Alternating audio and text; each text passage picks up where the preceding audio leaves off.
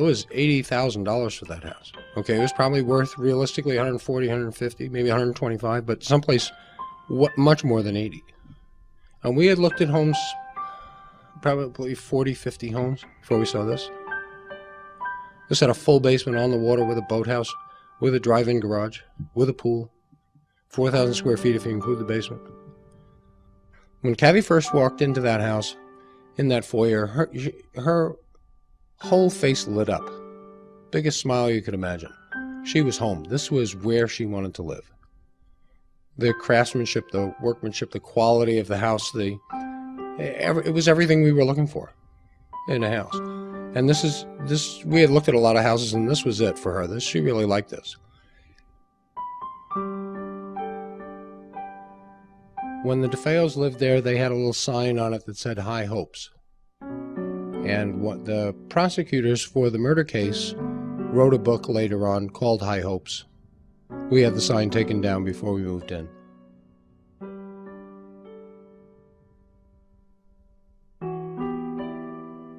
The DeFeo family had placed in front of the house statues about a month, if I understand correctly, before the murders.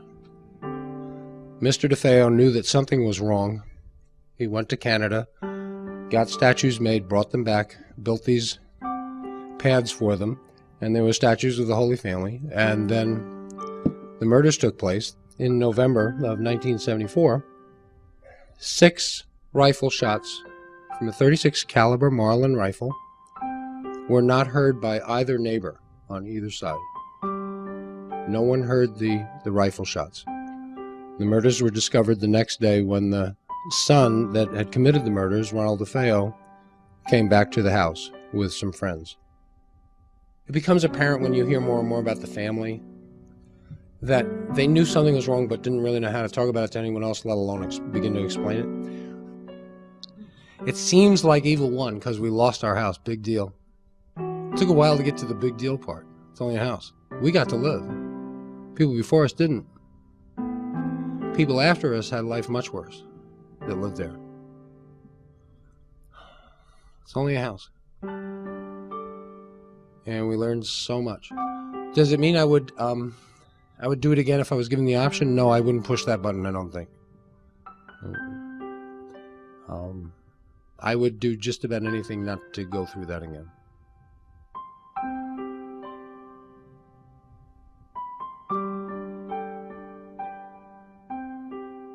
These are the slides of the house itself, and these were taken on March 6, 1976, 2 months after we moved out of the house. We stayed there 28 days. The murders that had taken place in the house was a year before we had moved into the house and bought it. This is the very front of the house facing. The street would be right behind us, and the river would be to the back.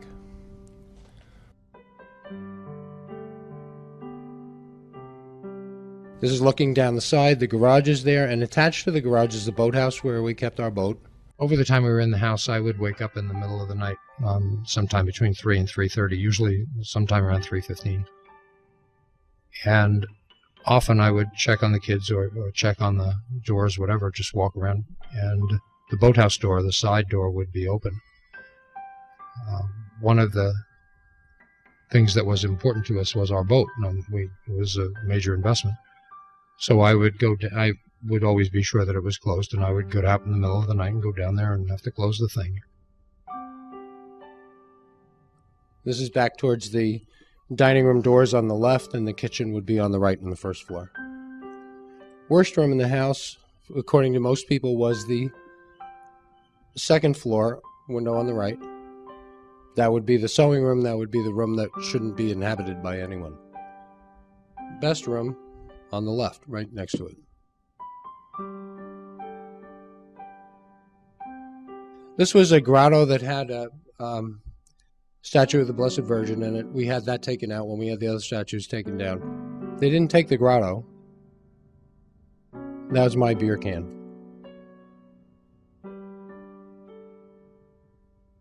This is Ed Warren and Jerry Salfin.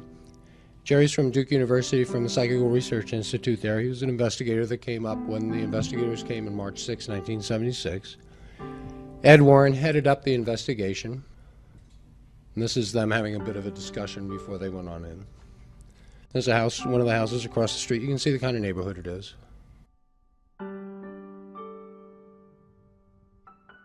This is Lorraine Warren, Ed's wife, and Ed. And these two fellows are from the New York Psychical Research Institute. And that's Dr. Carlos Osis on the left and Dr. Tannhaus in the middle, a kind of strange-looking guy. Dr. Tannhaus levitated about 2 feet off the ground when he first walked in the house. He told Ed Warren that. It's on tape. Then a few years later, they were all on a TV station doing interviews, and these guys denied even being in the house, said they weren't even there. It became fashionable not to be associated with this when so much controversy came up and people started calling it a hoax.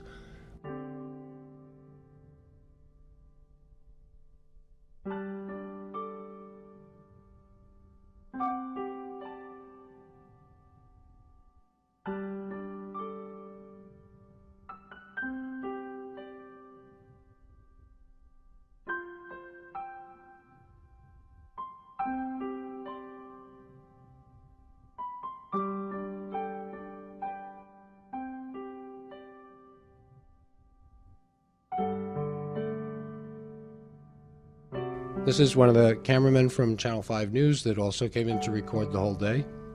He eventually had to quit at one point. He experienced what's known as tachycardia and had to go sit down. They were in the middle of a seance and it got a little bit too exciting for a little while, and then he came back. Years later, he didn't talk about that or wouldn't admit to it, but Laura Deo, who was a reporter for Channel 5, still tells the story in her own words. So the house was pretty full to be investigated that day with a lot of people, no children or anything like that, but full day of adults that are interested in this kind of thing, and they were there to make their own determinations. My wife and my family and I were not there. We just gave them the keys and said, you tell us what you think.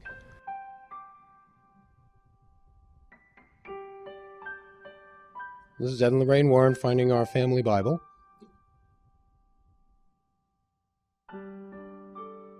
This is part of the front living room. This is just, as you see the house, we did not go back for these furnishings. They were eventually auctioned off the following July. I got a trunk that my grandfather had made for me, a chest, and the van that we owned and left the house in had my boat towels from my boat. We had like these blue towels that said Smokey on them. Those still have those. Still wash my cars with those. The clothes were donated and the food was donated to the Salvation Army. Friends of ours went in on Easter Sunday and took everything out that was donatable. This is on the second floor landing going up.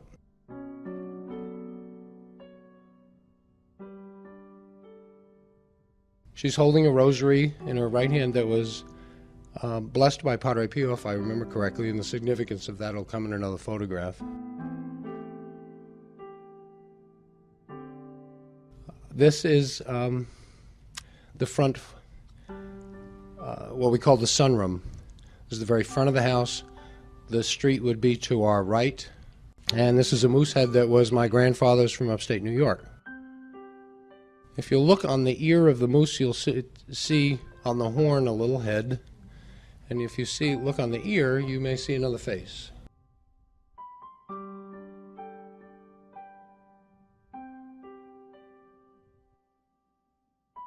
It's said to be a likeness of Padre Pio, who's now Saint Pio.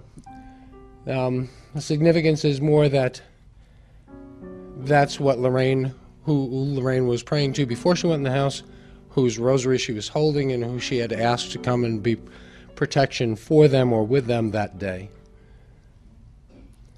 Padre Pio had the stigmata, the 5 wounds of Christ that openly bled for 50 years and 3 days. He died in 1968. He was noted for, from the time he was a child, being attacked. His family moved him into a separate building. They could not live with him. He would come and be attacked every night. And then they would find this room wrecked, and they would find him with a pillow under his head, and his mother would say to him what happened, and he would say, This lady came and put the pillow under my head and told what was here to leave. If you swore in the same room as he was, he would run away and cover his ears. When he was a child, he couldn't even allow himself to hear such things. He was an extraordinary individual. He was documented so many times as bilocating, being two places at the same time. He hated evil, and I believe that's one of the reasons why the Warrens had a special fondness for him.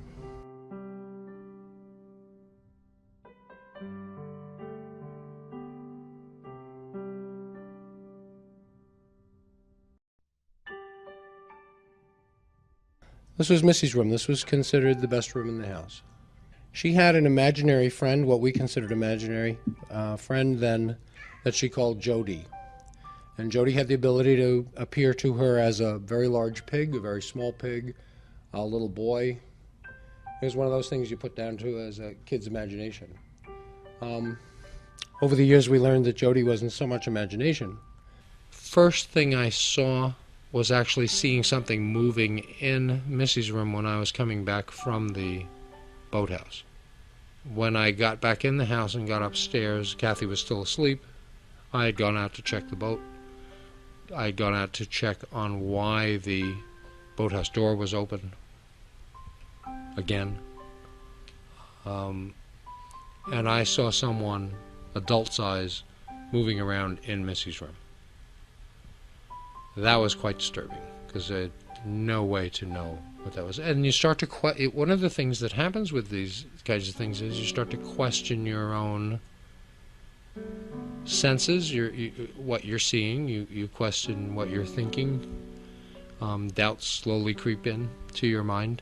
You become unsure of that which was always taken for granted. I saw it, so it had to be. And yet there's no way to explain that kind of... But when you add small things to it, Kathy being touched from behind, the door slamming and no evidence of that, the clock radio going off, the boathouse door opening at night, something walking around Mrs. room, the gelatin, the different sounds that would happen at different times, then you really do start to question your own sanity at some point. You do start to have these conversations with yourself about what's going on here. We would have friends come over and visit, and we'd sit around in the kitchen, and there'd be noises up overhead walking. Well, when you have other people coming into your house and telling you you're not crazy, you start questioning this. And the more you question it, the more things you learn, and maybe you shouldn't learn those things. We had one friend that came in and said, you should go through the house and bless the house yourself. You should go through each room, open a window, say the Lord's Prayer, tell whatever's there to leave. It'll go. Well, we did that a couple times. That didn't work. It got worse. More noises, more smells, more drips from the door handles. We would be lying in bed and we'd hear the front door, which was a very distinct sound, slam shut. Go run downstairs to see what it was. Dog's asleep right by the door. It wasn't the door, but it was that sound.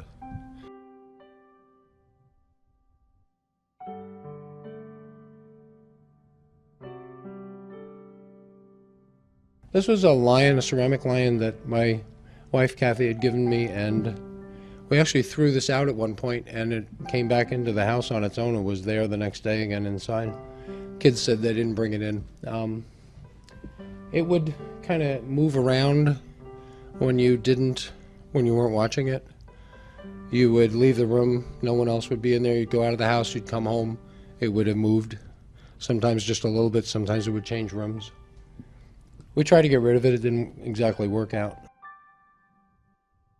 Some of you remember the red room from the movie? Well, this was actually red. There's a bookcase here in front of it. Kathy found it one day when she was putting things away. She called me at my office and said, you won't believe what I just found, a room behind a bookcase. Our dog Harry, who was a black lab, would not go here. He would not go in this part of the house. There were smells that came from here. It smelled like open sewer pipe most of the time, but not always.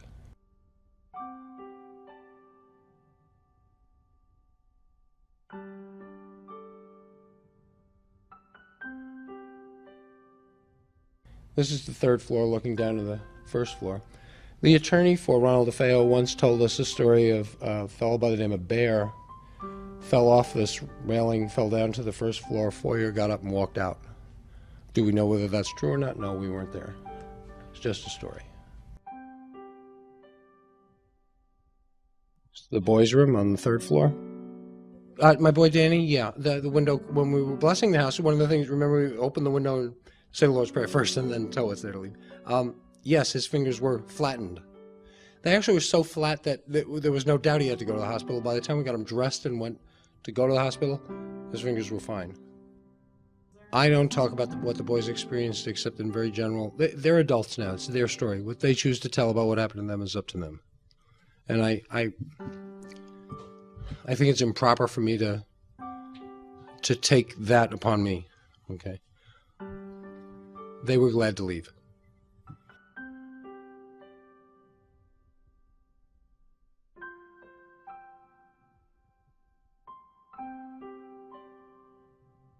This is the basement. And that's Ed Warren checking out, see how much food we left behind.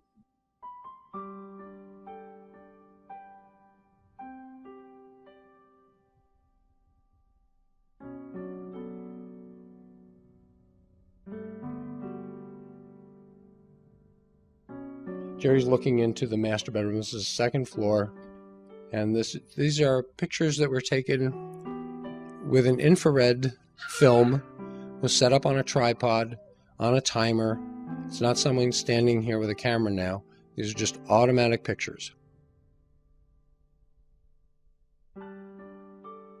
So every once in a while, this flash would go off and it would just take a picture of this area.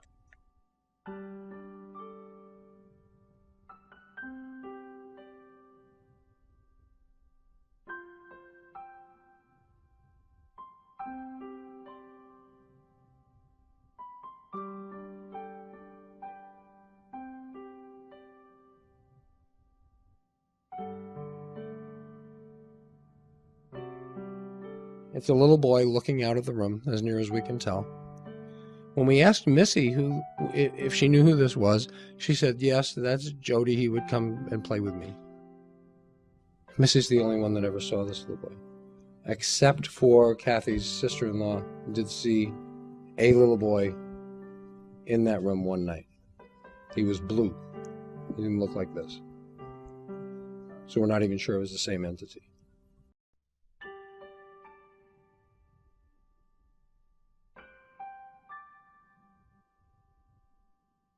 This is the master bedroom. The quilt you see is a pattern that Kathy worked on with velvet, different colors of velvet, for a little over a month before we moved in. And she had just the right amount of fabric and just the right way to get this to work out in this pattern. And she kept fighting it and it kept coming back to this pattern. Years later, we were told that it is very similar to the kind of bedspread that's used during Lent only in Louisiana area. Just an interesting idea. I have no way to know whether that's really true or not. But.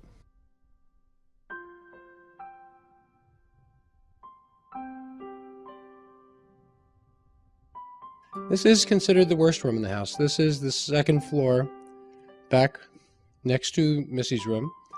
We used it as a sewing room. When Father Ray went through blessing the house, this is the room that he was told to get out of the house from.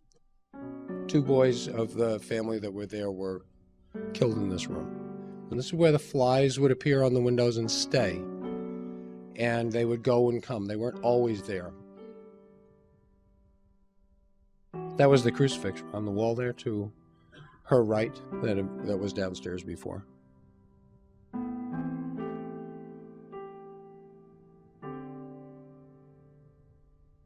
That was our boat. We left the boat behind. It was auctioned off. The fellow that bought it was a cop. He eventually got divorced. The boat caught fire. Wasn't a good story.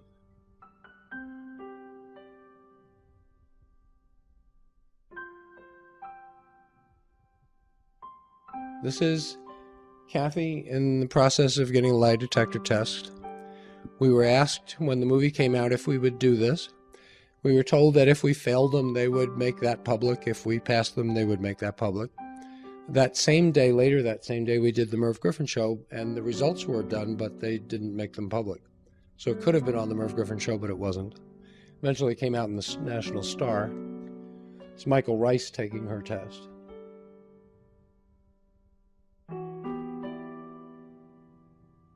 That's Chris Gugas. He was the #2 guy in the world at that point for the polygraph. He had taught in the Department of Defense, the Second World War, set up the law department, or the police department actually, in Greece right after the end of World War II. Had written a book about the polygraph and all his different tests that he had done. And years ago, he was a seminary student, and after he took our exams, then he went back to reading his Bible again.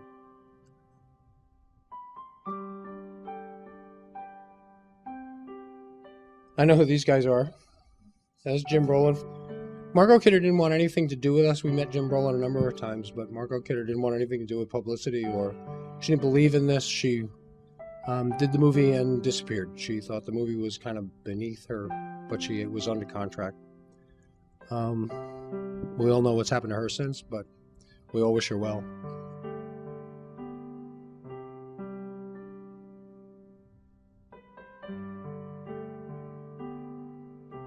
I was asked to do and write an introduction last year for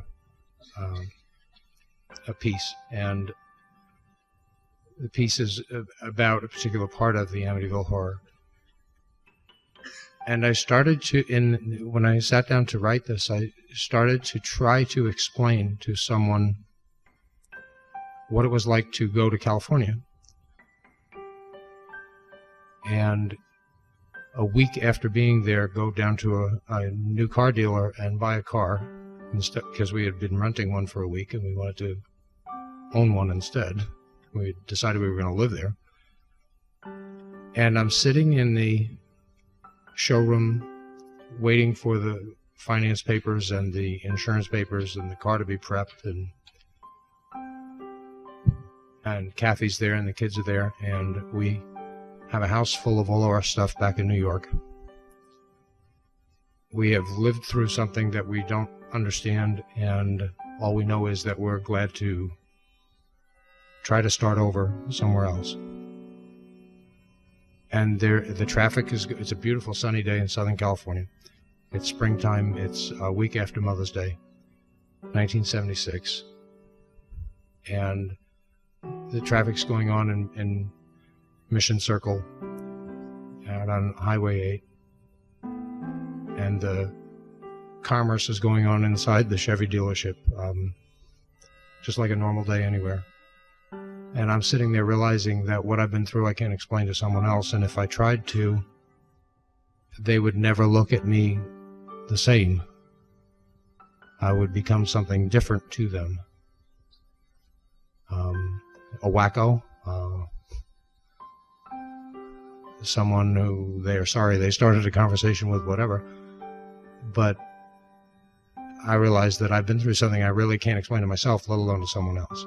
And there's that feeling of aloneness or alienation, as I term it, that I could, as I said before, I could try to explain the process, but it would take so long, and I'm not sure I would be able to even communicate it so that you would have a sense of it as I do.